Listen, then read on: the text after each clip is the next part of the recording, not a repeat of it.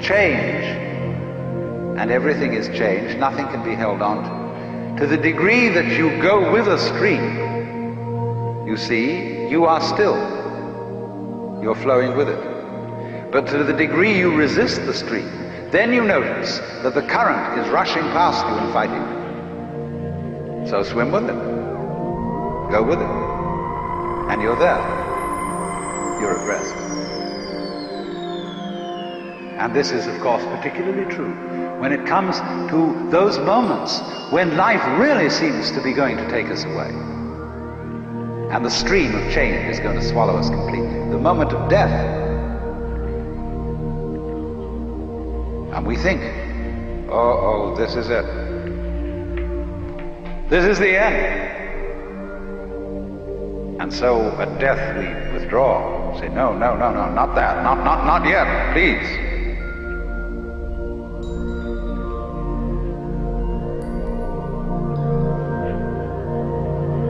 But actually, the whole problem is that there really is no other problem for human beings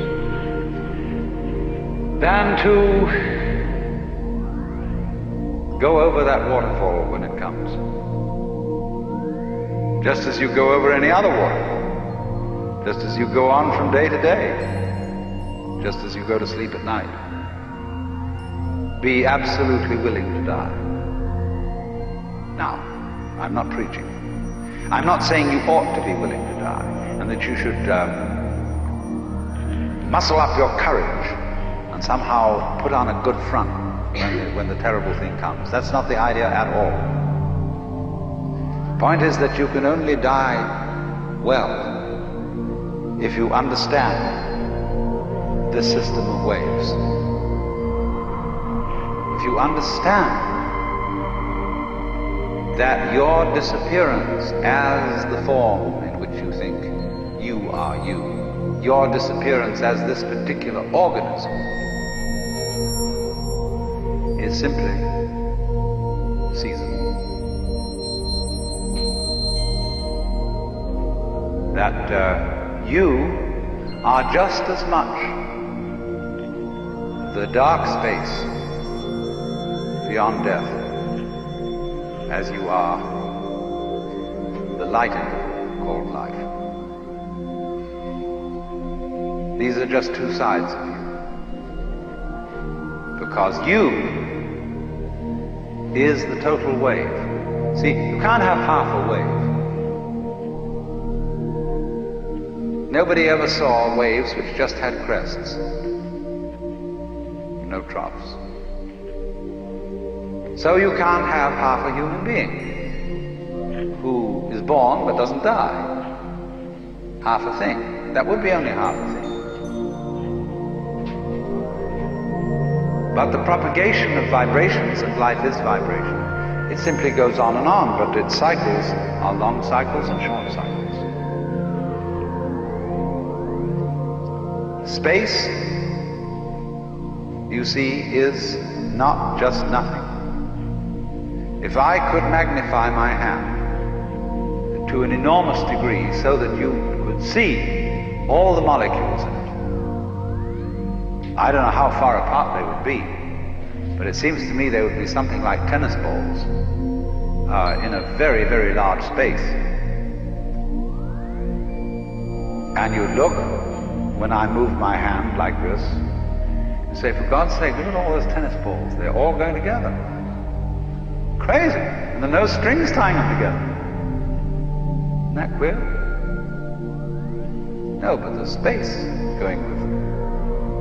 And space is a function of, or it's an inseparable aspect of, whatever solids are in the space.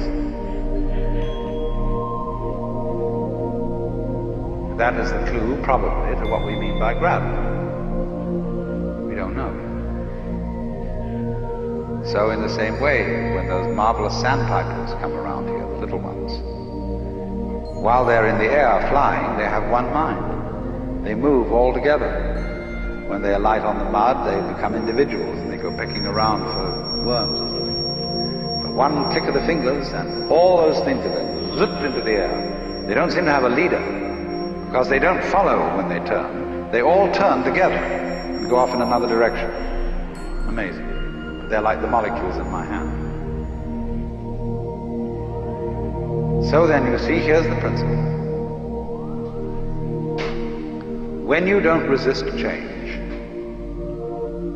I mean over-resist, I don't mean being flabby.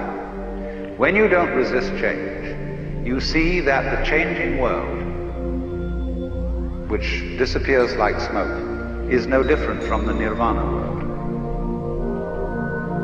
Nirvana, as I said, means breathe out.